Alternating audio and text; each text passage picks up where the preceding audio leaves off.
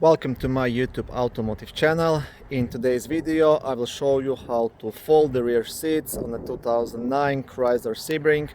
This works from 2007 all the way up to 2010. On most of the cars you fold the rear seats by pulling a knob in the trunk area, but on this one there is a hidden lever just here behind the cushion.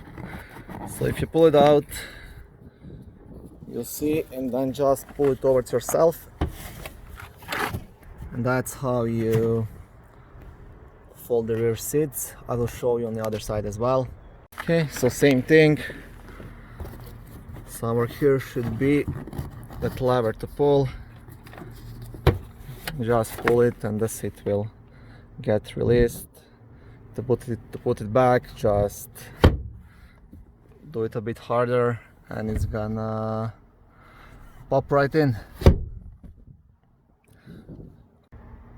Okay, thank you for watching this short video. I hope it was helpful. If it was, please like it and subscribe to my channel. I try to post new educational videos daily.